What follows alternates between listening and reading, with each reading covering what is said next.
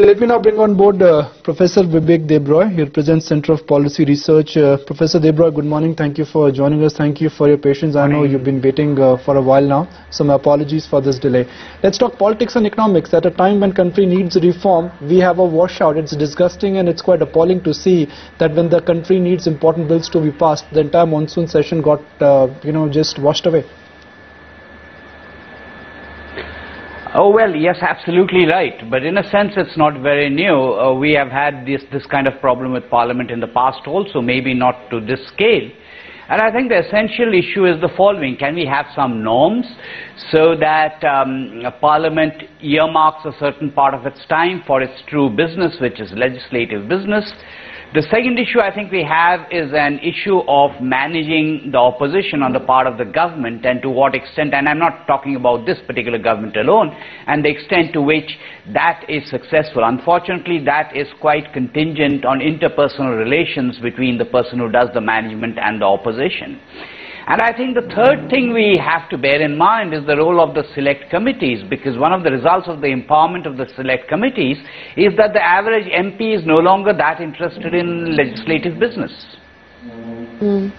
Vivek, there's been a lot of back and forth on whether or not there is going to be a fuel price hike. Even the market was building up one as soon as the monsoon session actually closed in, but that hasn't quite happened. Do you think that's the possibility in the near term, or is it going to be complete no-no because of the political situation and it being such a sensitive move?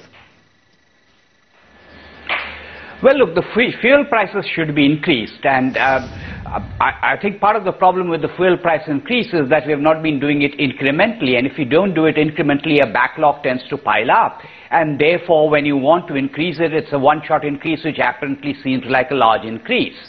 I think the Congress would have some problems with its allies. I think the Congress would also have some problems within itself with a fuel price hike.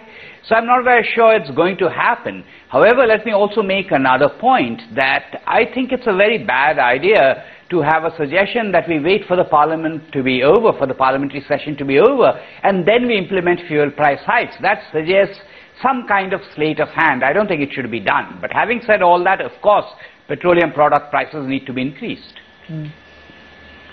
Right, so Vivek, how do you see the CAG report moving? Because it is evident that opposition, they want the Prime Minister to resign. Well, the resignation is going over the top a little bit, as I think is the debate about the methodology and the number of zeros and so on and so forth.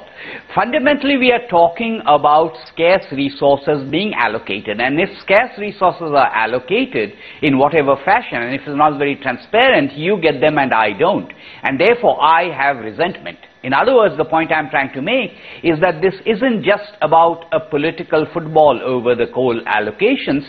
There are business interests also in terms of those who have got them and those who have not got them. So I don't think as an issue, the coal issue is going to die down fast. So how exactly do you see things will move now? Do you see a situation where coal blocks will be cancelled? There could be a CBI probe, and pretty much what we saw in telecom, things will exactly move the same way? Well, telecom is not exactly the same as coal, but in terms of principles, yes, I think one is just delaying the inevitable. The allocations will be cancelled, particularly the allocations that have been done since the last select committee meeting was held.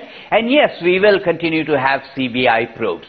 What will come of it and how long, that's of course a different matter.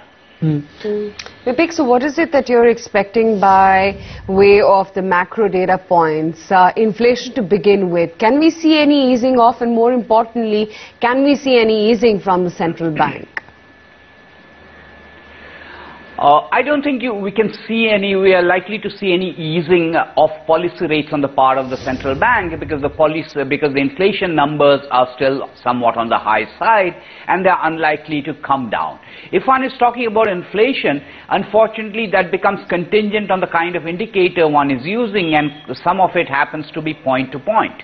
Having said that, on an annualized basis, I think we have to live with annualized inflation that's between 6 to 7%, because I don't really see the fundamental drivers of inflation I'm not talking about things like global prices. I don't see that moderating. So inflation, I would say, is going to be in the 6 to 7% range on an annualized basis. So, Bibek, what plan do you think now the UPA 2 will use to bounce back? By all accounts, next year is going to be the last budget before the elections. So I suspect what's going to happen is that there's going to be a lot of populist expenditure in the next budget. At the same time, there is a need to keep the deficit numbers under control. So left to himself, the finance minister would probably have liked some kind of disinvestment, even though a little bit of it is the left hand buying the right hand. The GDP numbers, 5.5% is really awful, but I suspect on its own steam the GDP numbers will inch up to something around 6%, not significantly over 6%. Once there is 6%, once the fiscal deficit numbers look a little bit more respectable, once there's some disinvestment, I suspect with that populist budget, one is really talking about general elections next year. So do you think disinvestment is the only good thing which we will get from finance ministry? I mean, that's the only possible thing which I can also look at. I think it is going to happen. I did not quite say that it's going to be a good thing, because it's not necessarily going to be genuine disinvestment. It will probably be a little bit of the left hand buying the right hand. But yes, if one is looking for silver linings, then certainly that's likely to be one. And perhaps we may have a little bit of tinkering with financial sector reforms, because that's much more under the purview of North Bloc. I just wanted, your thoughts on what's happening to gold prices and what's happening to real estate prices in India. 50% of a GDP is still directly, indirectly parked in gold, and then real estate prices in India, we know how much they've appreciated.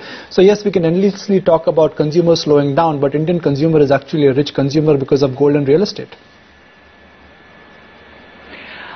Yes. Fundamentally, what's been happening is that real estate also, it sort of varies, because real estate is not as attractive in general as it was, let's say, about 1 year ago. People have got their fingers burnt. And ditto actually for the capital market.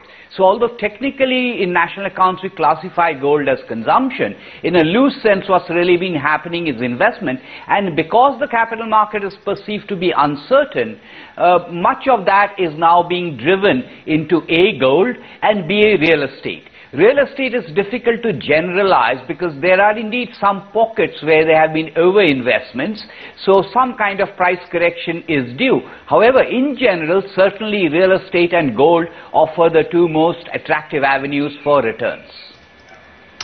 Okay, Bibek, good to have you on the show. Appreciate you taking the time out and joining in as always.